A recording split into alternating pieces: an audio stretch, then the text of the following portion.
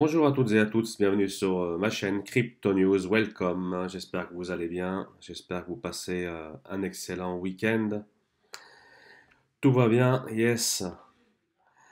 Cette semaine, on va parler un peu de l'actualité crypto qui en est découlée. Donc il y a pas mal de choses nouvelles qui arrivent et qui arriveront certainement juste après cette émission et puis la vie continue. Donc, bienvenue sur ma chaîne Crypto News. Donc, Crypto News-du-bas CB sur mon fil Twitter. Donc, comme d'habitude, on partage des choses avec vous et c'est plutôt cool. Donc, notre papa Bitcoin à 58 127 dollars. On a un Ethereum qui a passé la barre des 2000 dollars. Donc, ça fait un nouvel ATH. Donc, point positif pour Ethereum. Binance Coin qui nous fait un truc de malade ces temps-ci. Il pousse pas mal. On a Cardano, Polkadot qui pousse aussi fort cette semaine. On a vu ça. Donc dans le vert, on a Ethereum, Binance, Chainlink. Chainlink aussi, il y a deux, trois nouvelles dans les tuyaux. On en parlera tout à l'heure. Qu'est-ce qu'on a dans le vert?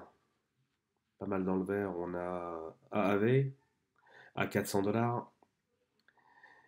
EOS qui est dans l'intégralité dans le vert, mais pas tout à fait, avec 5,92$ et Sol 24,94$ à la 27e place. Donc sur le graphique 4 heures Bitcoin, eh ben on est là, hein, on est entre la résistance et le support. Donc on est à 58 149 en 4 heures. Donc là, si ça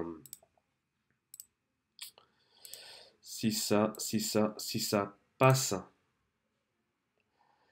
si ça passe cette résistance, on peut se retrouver plus haut. Mais je pense qu'on peut en faire un petit truc comme ça là, tac, pour repartir. Bah, après, une fois qu'on casse la résistance, ça peut aller beaucoup plus haut. Donc cette semaine, il est resté entre ces supports, cette résistance. Donc on n'est pas allé en dessous. Donc ça c'est une bonne nouvelle. Donc si ça casse par le haut, on est bien. On est même très bien. BlackRock, donc l'entreprise qui a sous gestion 9700 ou 8800 milliards, je ne sais plus. Ouais, 8600 milliards, pardon, sous gestion, a bien commencé à barboter dans Bitcoin. Donc BlackRock, le géant mondial de l'investissement, a bien commencé à prendre position sur des contrats à terme Bitcoin comme précédemment annoncé. L'allocation serait pour le moment modeste de l'ordre de 0,03% de son portefeuille, mais le signal est fort, ancrant encore davantage Bitcoin dans le paysage de la finance traditionnelle. Petite allocation Bitcoin pour un poids lourd avec 8600 milliards de dollars d'actifs sous gestion.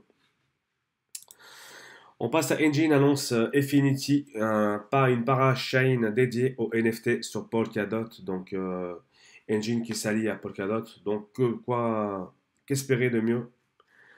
Magnifique alliance.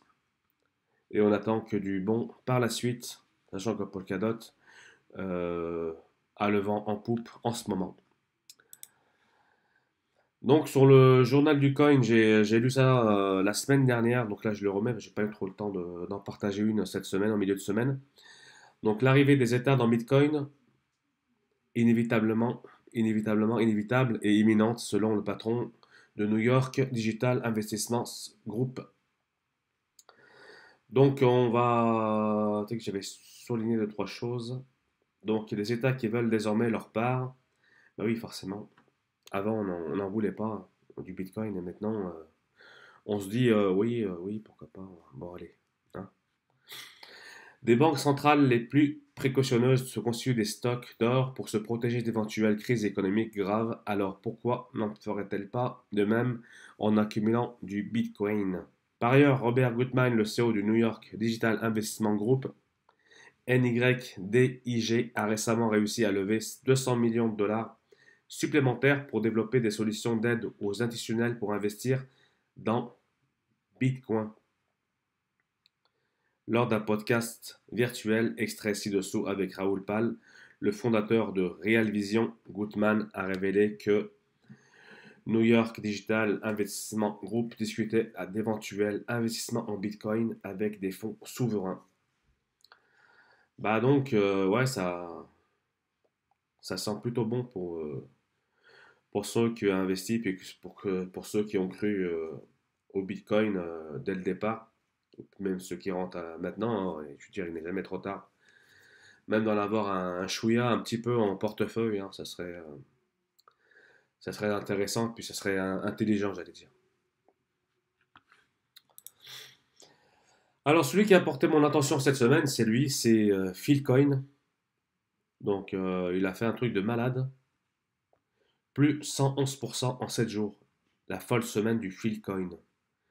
Le ticker PHIL, F-I-L. Le Philcoin PHIL a connu une semaine particulièrement explosive en atteignant un nouveau record dans la journée d'hier. Retour sur la progression de l'altcoin et les raisons de cet engouement. Moi, je suis rentré dans Filecoin il y a à peu près 2 mois. J'avais lu un peu le projet, puis j'avais pas vraiment de sous à cette époque. Donc j'en avais acheté 5. Bah voilà, bah, à l'époque ça coûtait 22 dollars, je pense. Bah j'en suis pas mécontent, mais j'aurais pu, comment dire, avec des scies, hein, on met pareil en bouteille. Le Filecoin atteint un nouveau record dans la journée d'hier.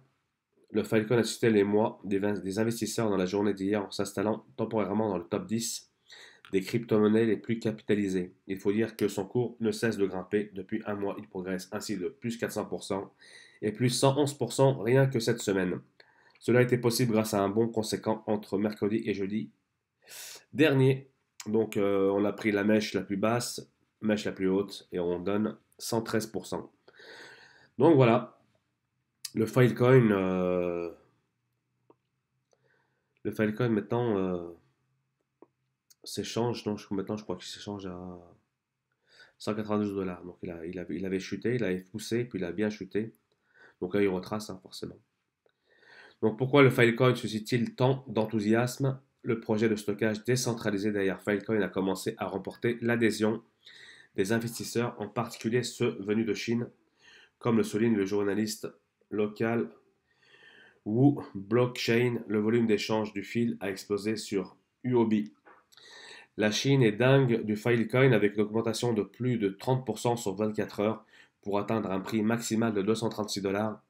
Le volume d'échange sur 24 heures sur Huobi, le plus gros exchange chinois, a atteint 24,2 milliards de dollars, soit presque 3 fois le volume de l'Ethereum à 8,8 milliards de dollars, suivi par Bitcoin à 7,8 milliards de dollars. Donc, comme quoi, hein, cet intérêt croissant intervient aussi bien alors que Grayscale a créé les fonds pour le Filecoin à la mi-mars, ce qui a contribué à cette percée de la crypto-monnaie. L'espace de stockage proposé par Filecoin dépasse par ailleurs régulièrement des records, ce qui montre également l'engouement des mineurs. Donc, affaire à suivre de très près ce Filecoin. Autre nouvelle qui concerne Chainlink, encore une association, encore. Donc tout à l'heure, Polkadot, on avait vu avec Engine qui s'est associé ensemble sur les parachains NFT. Donc là, maintenant, on a Chainlink qui s'associe avec Polkadot. Donc Polkadot intègre les oracles de prix de Chainlink. Les parachains construits sur le protocole Polkadot peuvent désormais intégrer nativement les oracles de prix de Chainlink. Ticker Link LINK. Cette nouveauté profitera à l'entièreté de l'écosystème Polkadot et aux projets centrés sur la finance décentralisée, la DeFi. Donc en intégrant les oracles de Chainlink, les développeurs de l'écosystème Polkadot peuvent élaborer des applications décentralisées hautement performantes en utilisant un ensemble de données on-chain sur les crypto-monnaies, les matières premières, les taux de change et d'autres classes d'actifs.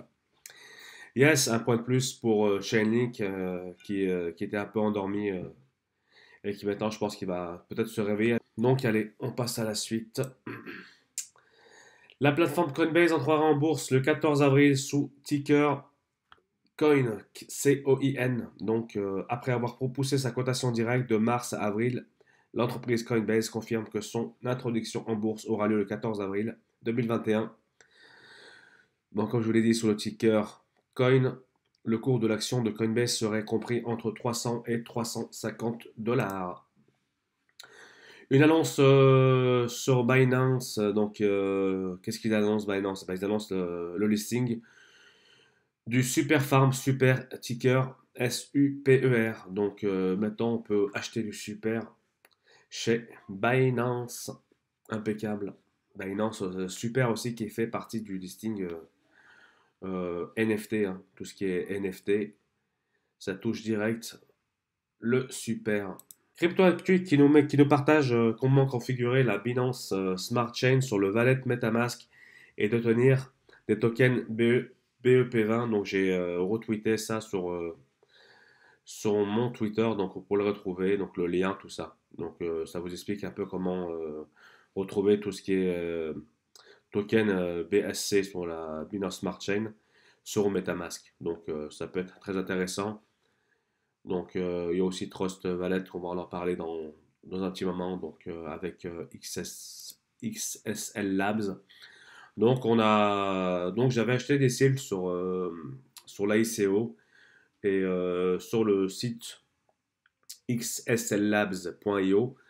Donc, il nous disait un peu comment, après avoir acheté nos seals, comment les retransvaser sur Trust Wallet. Donc il y avait un petit tuto qui nous a partagé Slashcoin. Donc j'ai retweeté aussi également. Donc vous verrez, il y a un tuto qui explique très très bien comment retransvaser nos cils qu'on a achetés sur xlclabs.io pour les retracer pour les retransvaser sur le Trust Wallet. Donc c'est très simple, vous allez voir, c'est très bien expliqué. Bravo à vous. C'est net, clair, précis. Donc ça j'aime beaucoup. Ça, c'est cool. Donc voilà, donc Trust Wallet, vous installez Trust Wallet sur votre téléphone ou sur votre PC. Et puis après, vous avez juste à suivre les instructions tutoriels du portefeuille SEAL sur Trust Wallet et c'est magnifique, impeccable. Donc voilà, l'émission se termine. Merci de m'avoir suivi. Merci à vous tous. Donc, si vous avez aimé l'émission, n'oubliez pas de partager, de commenter, de tweeter, d'activer la petite cloche. Un petit commentaire, ça ne mange toujours pas de pain. Et pensez à vous abonner si ce n'est pas déjà fait. Je vous dis à mercredi prochain pour une autre émission. Ciao, ciao.